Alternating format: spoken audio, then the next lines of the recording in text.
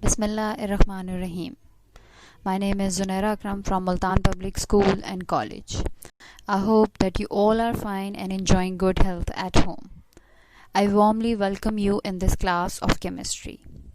My dear students, today we are going to discuss the topic of our chapter number 10, acid, bases and salts. And the topic today we are going to discuss about salts.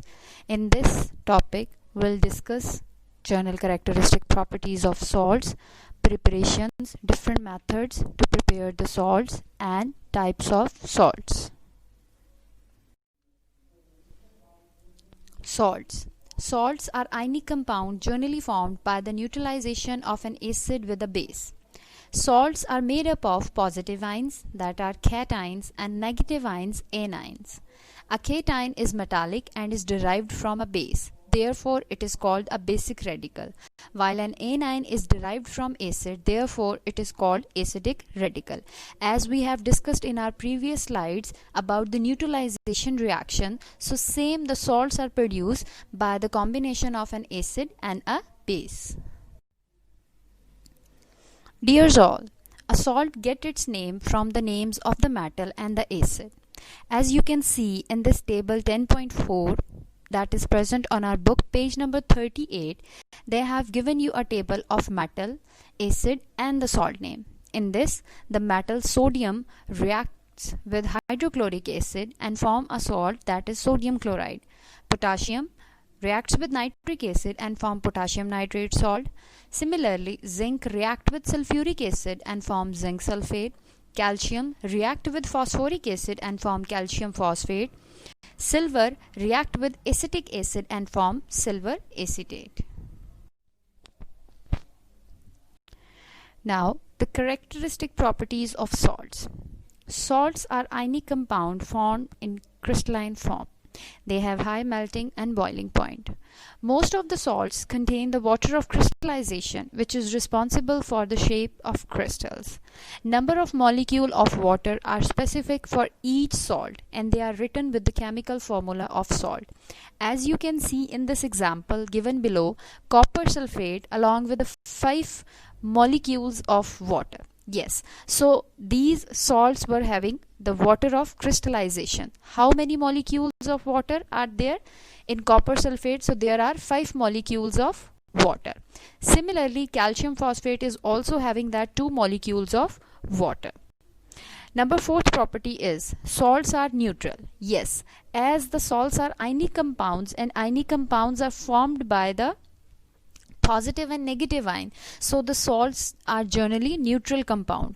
Although it doesn't mean that they do not compose of equal number of positive and negative ion. It doesn't mean if positive ions, let's take an example, if positive ions are 10 and negative ions should be 10. No, it's not like that. Fine, but they have the equal number of positive and negative charge. It means the strength of positive and negative charges are equal. That nullifies the effect of each other, and that is why the salt is neutral. Now here comes the preparation of salts. Salts may be water soluble or insoluble. The methods used for the preparation of salts are based on their solubility in water. General method for the preparation of salts. So there are different 5 general methods for the preparation of salts. 4 methods make soluble salts, but 1 prepare the insoluble salt. So here we'll discuss one by one in this slide. The preparation of soluble salts. Soluble salts are often prepared in water. Therefore, they are recovered by evaporation or crystallization. So the soluble means it indicates that they are easily dissolvable in water. By the reaction of an acid and a metal, which is a direct displacement method. Yes, this is a direct displacement method in which hydrogen ion of an acid is replaced by a reactive metal. That reactive metal can be calcium, magnesium, zinc and iron. As you can see in this given below example, hydrochloric acid react with magnesium and form magnesium chloride along with hydrogen gas. By the reaction of an acid and a base, yes, you all people were very familiar with this neutralization reaction in which an acid reacts with a base and produce a salt. So they have given you an example of hydrochloric acid and sodium hydroxide, and they will react with each other and form sodium chloride and water by the reaction of an acid and metallic oxide. Mostly the insoluble metallic oxides react with dilute acid to form the salt and water. And here they have given you an example of copper oxide that react with sulfuric acid and form copper sulfate and water. Yes, in your book page number 40 they have also given you another method for the preparation of soluble salt, that is by reaction of acid and a carbonate. Dilute acids react with metallic carbonate to produce a salt, water and carbon dioxide gas, as you can see in that below example. Now the preparation of insoluble salts. How the insoluble salts are prepared. In this method, usually the solution of two soluble salts are mixed. During the reaction, exchange of ion radical take place. In this, the metallic radicals exchange with an acid radical take place. Yes, the metallic ions will replaced by the acidic ions to produce the two new salt. One of the salt which is produced is insoluble and the other is soluble. The insoluble salts precipitates that is solidified in the solution, and we can easily separate the insoluble salt from the soluble salt. Like silver nitrate, when react with sodium chloride, it will form silver chloride as well as sodium.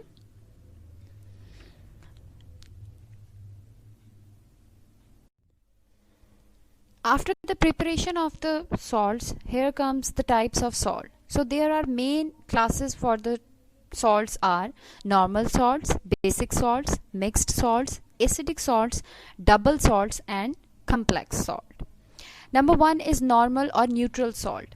A salt formed by the total replacement of ionizable hydrogen ion of an acid by a positive metal ion is called a normal salt or a neutral salt. These salts are neutral to litmus paper, that is they do not give any color to the litmus paper. They have given you an example over there, like when hydrochloric acid is react with potassium hydroxide, it will form the potassium chloride and water. And another example they have given you, when these salts react with the metallic oxides, they will produces the neutral or normal salts. Acidic salt. These salts are formed by the partial replacement of a replaceable hydrogen ion of an acid by a positive metal ion. Here they have given you an example of sulfuric acid. When react with potassium hydroxide, it will produce the potassium hydrogen sulfate as well as water. These acidic salts turn the blue litmus paper red. Basic salt. Basic salts are formed by the incomplete neutralization of polyhydroxy base by an acid.